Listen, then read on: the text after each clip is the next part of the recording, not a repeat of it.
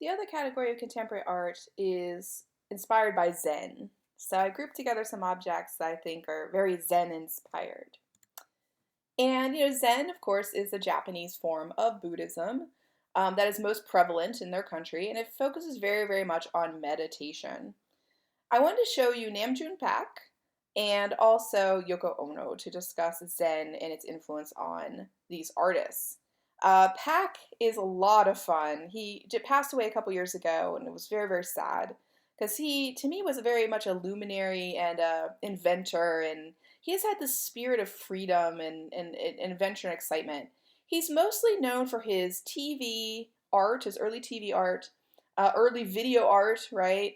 And sort of working with kind of new media, we call it. So he was considered really someone who opened up the field to consider the TV, the video, the digital, right, to be something worthy of art making. He was famous for saying, like, the cathode ray tube was the new canvas. The cathode ray tube is what's inside those old TVs, right? Of course, now we all have flat screens, but back in the day, there's this giant tube in there, and it was called the cathode ray tube. So he said that was his new canvas, might we say? But Pak's background, right, is basically out of what we call conceptual art. He was part of a conceptual art movement called the Fluxus movement. So in the 60s, when he was first working, he was aligned with these artists who were very much into what I like to call living art or performance art. He was aligned with people that they were creating these moments in time, these ephemeral creations. And this is one of his most famous, called Zen for Head, where he literally dipped his head in paint. You can see the bucket to the right, and then drug his head down the canvas. Now, this is a performance piece because it happened in one moment in time, right? All we now can look at is the document, of course. It's an ephemeral, fleeting moment, right? It happened and then it was done, right? We just can look at it decaying back through history, basically. I'm sure that painting is no longer around. It's again, it was about the moment, the action, and that's what early performance art really was about. And we talk about this art as being conceptual as well because it's about the idea more than anything else. And I think this kind of art making, it very much aligns with Zen practice, Buddhist practice in general, this idea that nothing is permanent, nothing is around forever. So I always like to show you like how he started out, that this is his mentality that governs everything about his art making. In my mind, it's that nothing is meant to last, nothing is meant to be permanent. And so even when he starts to work with TVs, I think what he does with the TVs is about sort of the fleeting idea of technology and progress. Because notice that the TVs he was using then aren't the TVs we see now. So, the sense of technology always in flux and always moving and always progressing. I think this early sort of piece shows you what his values were, right? As an artist. This is another early performance he did with Charlotte Moorman where he became a cello that she could play. So again, these ideas of these moments in time, these ephemeral, interactions, that really governs a lot of his early mindset. And why show you Charlotte Moorman at all? Because he collaborated with the cellist multiple times, even when he started working with his TV works. This is his famous TV cello that he made for Charlotte Moorman to play. And when she would strike the strings with the bow, it would create interference patterns on the TV. And I think, one of the things that he loved about this was the unpredictability of it. There was a chance element. There was no true composition. The composition was her interaction with the piece. And again, like, a kind of splitting open the boundaries of the expectations of art. And allowing the art to be living, right? Letting it be conceptual, letting it be idea driven and performance driven. I think that's why he loved creating these kind of works. And you'll notice that, it is this piece kind of rigged up to all this different technological stuff, the guts and the innards of these different data boards and different things. I don't pretend to understand how this all works, right? But this idea of taking technology and making it into something very much about, again, ephemerality. This is another of his famous works called TV Buddha. And I gave you some of his quotes here as well. And I love this work. I love this idea of the Buddhist statue, something very traditional, and it's watching itself on TV because it's being filmed. If you see, there's a camera that's filming it, so it's watching itself on the TV. And to me, I always say this piece makes me think of the multiplicity that you talk about in like Indian artworks, the layers of reality, right, that exist. That he's watching himself, watch himself, watch himself. You know, it's a big giant loop. It's like samsara. It's cyclical. It's a cycle. It's a circle of him watching himself on the TV as he's being filmed. And you have to start even thinking further, like, well, where does he truly exist? Does he exist as himself, or does he exist as the image? You know, so I love this piece. I'm like, God, it can really blow your mind if you spend too much time with it. Just contemplating, you know, these sort of questions.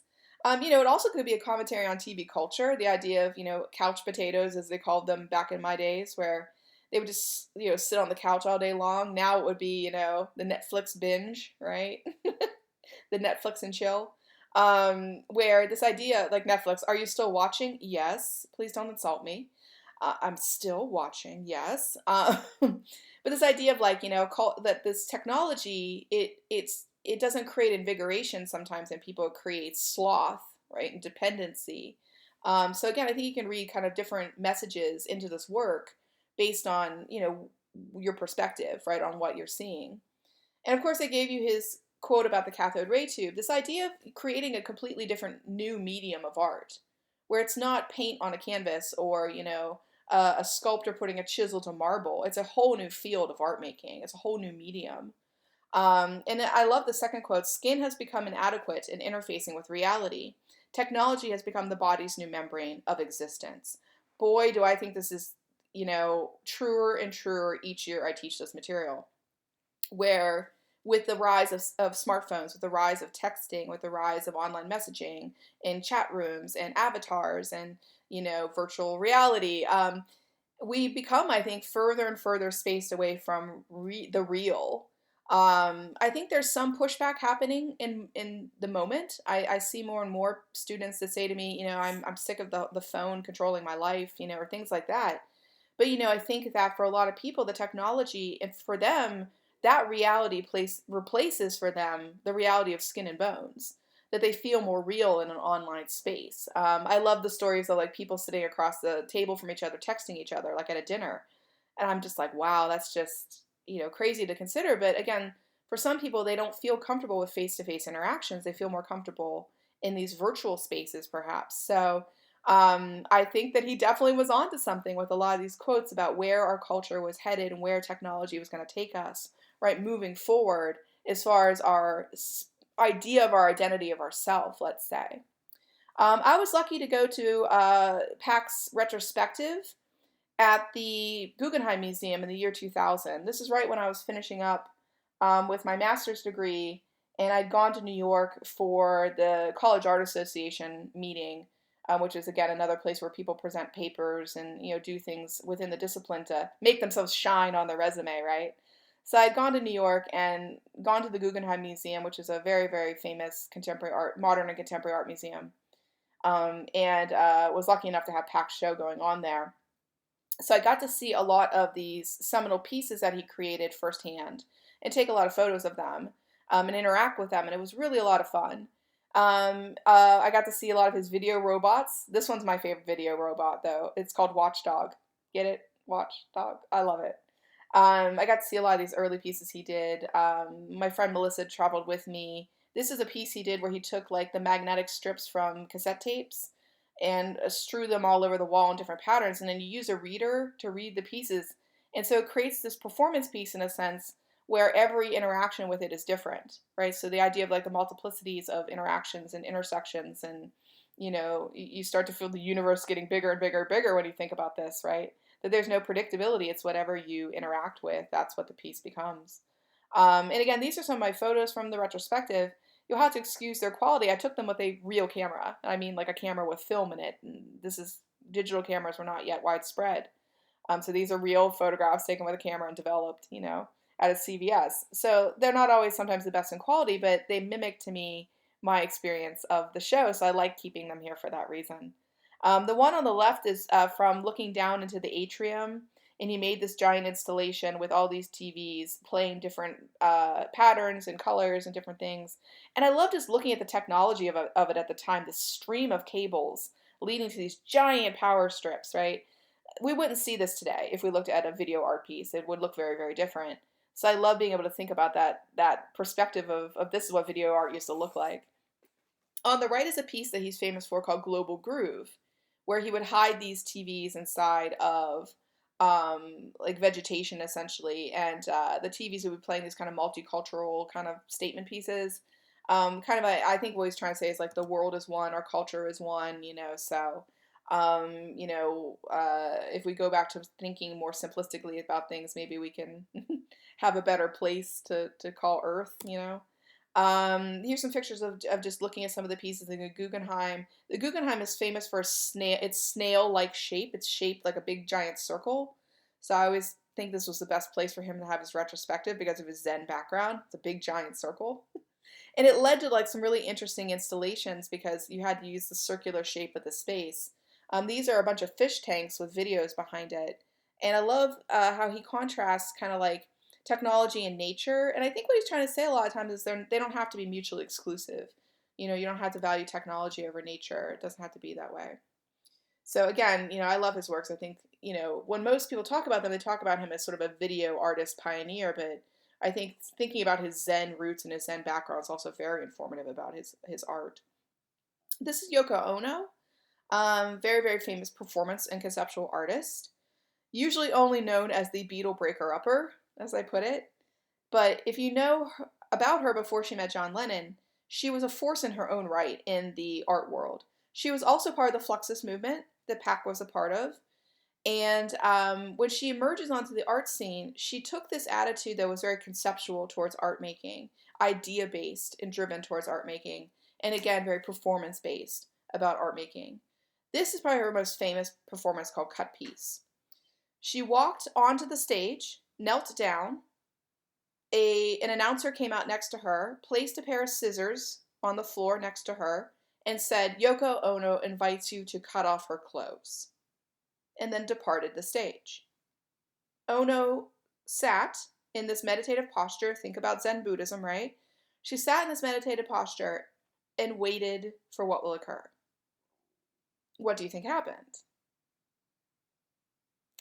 You know, when we interact with performance art or something alien to us, unfamiliar to us, we tend to be hesitant as people. So you can imagine that what happened is people did nothing. They hesitated. They would whisper to their neighbor. They would shift in their seat uncomfortably. And she said that was the art piece. The art piece wasn't about her. The art piece was about what people were going to do. What were their reactions going to be? She said it was about humanity and how we react to something unfamiliar, especially while in a group. She said the group dynamics also were important to consider. But what happened next? There's always that one person, right? You have to have one brave person who's willing to do these things, right? Who breaks the seal in a sense, who is the anomaly. So the one person comes down and takes the scissors and cuts off a piece of her clothing. What do you think happened next? More and more people, right? Start to become a little braver, a little bolder. It's now socially acceptable. But what do you think happens towards the end? Starts to get a little violent, starts to get a little out of control, out of hand. Ono actually had a time limit that the announcer had, was timing. And she said, no matter what happens, don't stop the piece. I want to see what occurs. And she said it mimicked exactly what she thought would happen with people in large groups. She said, we hesitate, we don't know, we look to others for confirmation. Then one person is the brave one, they step forward. And then everyone's like, well, I can be brave, I can do this too, it's now acceptable. She's like, but then it starts to become almost overwhelming. It starts to be like a snowball rolling down a hill, it starts to get a little out of hand. In her recollections of this piece, she said, by the end, I was getting worried for my safety. These people are holding scissors and are coming at my body with them. So a lot of what she did was about exposing what people would do, but she said it also was about like her Zen Buddhist attitude, where she was literally sitting in meditative posture until the piece was over. But knowing that she could be harmed, right? She could be attacked by these scissors. She could be, in an unsafe place. I think it's brilliant. Just brilliant, brilliant performance art making. And then, again, she's replicated the piece. And people often argue, but is this a piece that can be replicated? Can conceptually based performance art be done twice? I'd argue no. It's then an artifact. It's something you're putting on, but everybody knows the end outcome. It's like a joke you've heard the punchline to.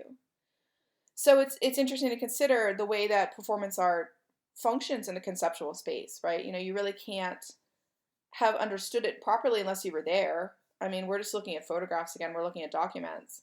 And, you can't really do it twice. It alters the whole experience of the work. And I think, again, if you're thinking about Zen Buddhism, this idea that we often repeat the same mistakes over and over, right? Or we go down the same line of questioning over and over. We go down the same path, circles within circles within circles.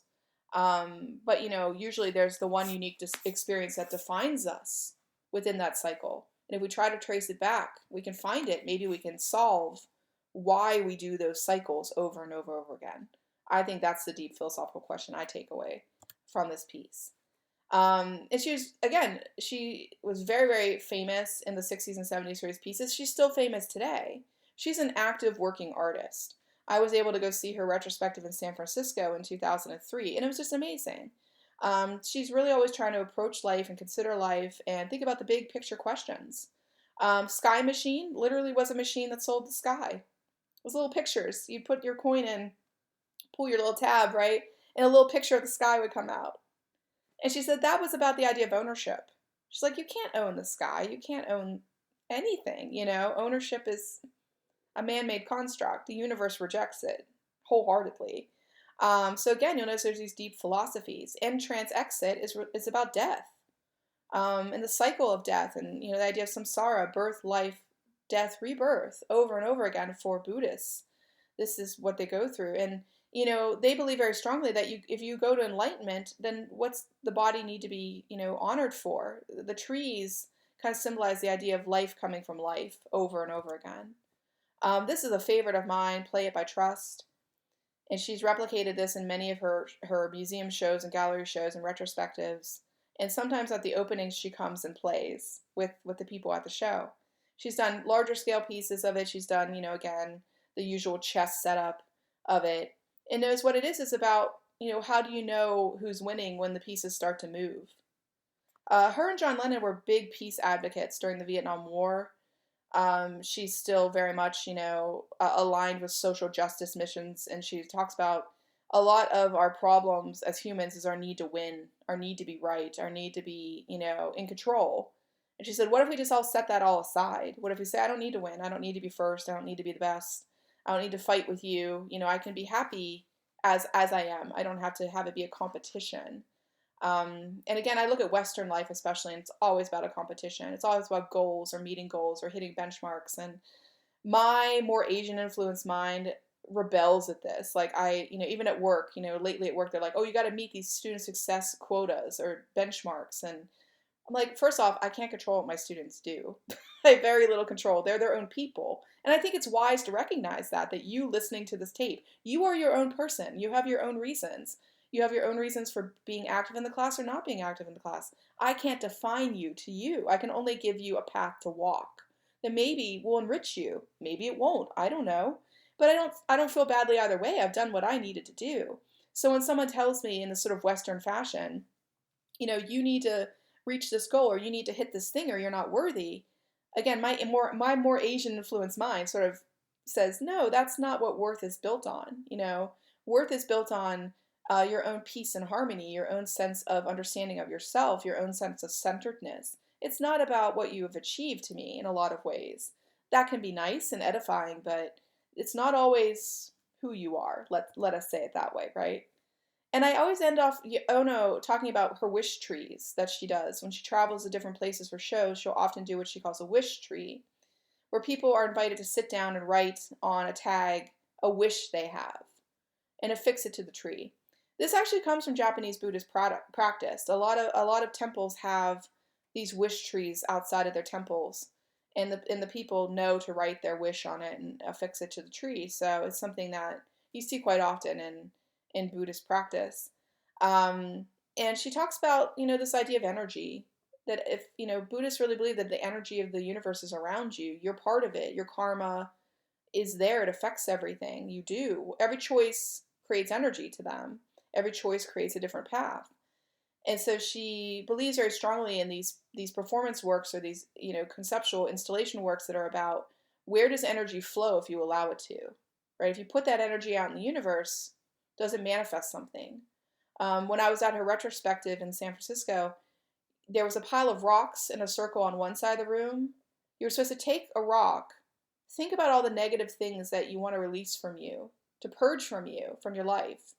As you walk, you think about those things and you hold the stone as you think on it. And then you deposit the stone in another circle at the end of the room. And she was like, that's about trying to, in a Buddhist sense, like manifest your energy and control it. But understanding that life is suffering, and that, but sometimes you have to non-attach yourself. You have to be free of attachments, right? You have to be mindful.